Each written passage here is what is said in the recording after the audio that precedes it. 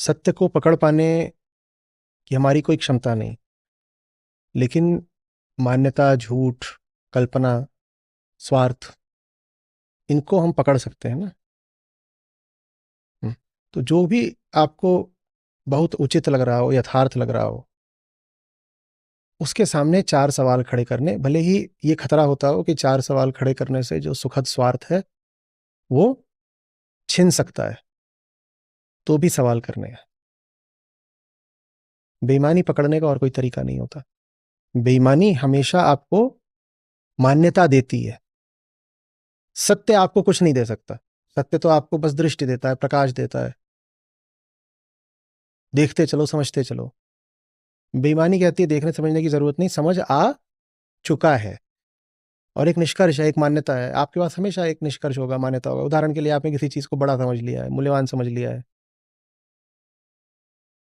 तो आपको एक मिल गया ना कि मुझे सच पता है कि ये चीज कीमती है या ये चीज सचमुच कीमती है। ऐसा आपने एक अपने लिए वक्तव्य बना लिया ना। हाँ, तो अब इस वक्तव्य को पकड़िए और इससे चार सवाल पूछिए, एक के बाद एक, और भागने मत दीजिए। ये कीमत माने क्या? कहां से तेरी कीमत आई?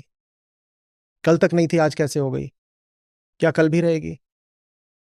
कोई मुझे नहीं बताता कि तेरी कीमत हो, क्या तब भी तेरी कीमत रहती? हुँ? अपनी ही जो बातें हैं, उन बातों से जरा जांच पड़ताल करी जाती है, इंटरोगेशन करा जाता है। यही तरीका है बस बेईमानी पकड़ने का, और कुछ भी नहीं। और ये थोड़ा सा कठिन होगा, क्योंकि जो अपनी बातें होती हैं वो तो अपनी बातें होती हैं।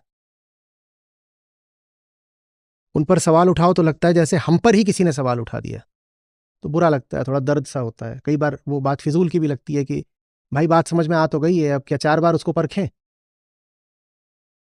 हम्म?